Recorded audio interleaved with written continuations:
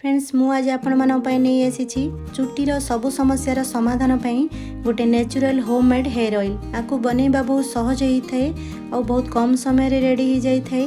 हमर चुट्टी पई रे एई तेल बहुत फायदामंद भी होई थाए। तो चलंतु बनैबा स्टार्ट करिबा।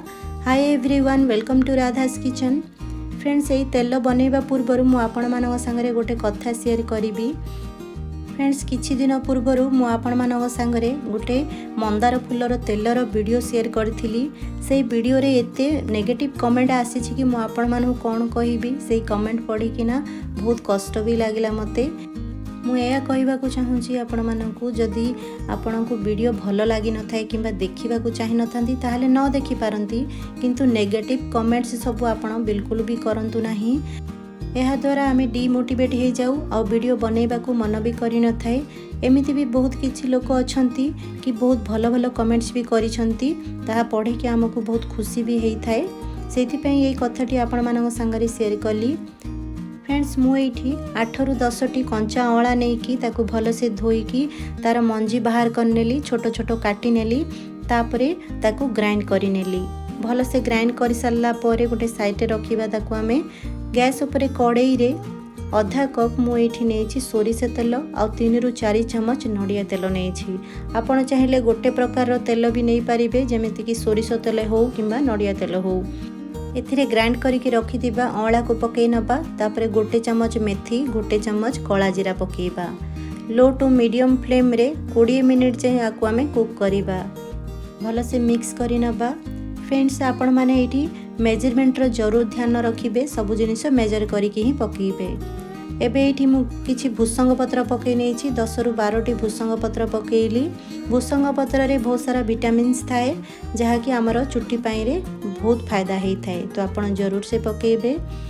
आको 20 रु 25 मिनिट जाए एभली कुक करिबा लो टू मीडियम फ्लेम रे। जदि आको आपण हाई फ्लेम रे कुक करिबे ना ताहाले ए सब जिनिस जल्दी पोड़ी जिवो आ हमर तेल बेसी फायदा करिवनी। देखि पारुथिबे फ्रेंड्स एठी 20 मिनिट हेई सारलाणी आ ए जो जिनिस सब थिला आर कलर भी चेंज हे गलाणी। एबे आको हमें बेसी समय कुक करिबानी। गैस ऑफ करि नबा आ ए तेल को हमें भलो से ठंडा हबा पई छाडी नबा। फ्रेंड्स एठी तेल भलो से ठंडा हे सारलाणी। आको हमें गोटे कॉटन कपड़ा रे छाणी की बाहर कर नबा, चिपुड़ी की बाहर कर नबा। गोटे एभली कांचर बाउल रे रखी की ताको चिपुड़ी की बाहर कर नबा। फ्रेंड्स आपण चाहिए लुहार कड़ाई रे तेल को तैयारी करि परिबे, सेथिरे भी बहुत फायदा भी हेई थाए। मो पाखरे लुहा कड़ाई नथिला, सेति पे मु एल्युमिनियम कड़ाई रे तैयारी कली। लुहा कड़ाई रे बहुत फायदा भी हेई थाए। जदि आपण पाखरे थाए ताहाले सेथिरे ए तेल को तैयारी करि परिबे। ए तेल को एका संगरे बेसी बनै की रखिबेनी, नहले स्मेल करि जाई थाए। एई भली भाबरे होममेड नेचुरल हेयर ऑयल आपण घरे तैयारी करि परिबे। मु एठी 50 रु 60 ml तेल तैयारी करिछि, बेसी तैयारी करिनी। एबे आकु मु गोटे काचर बोतल रे भरी की रखि नेबी। फ्रेंड्स एई भली भाबरे होममेड नेचुरल हेयर ऑयल आपण घरे तैयारी करि परिबे। बहुत कम समय रे और घर रही किछि जिनिस रे तैयारी हे जाई थाई।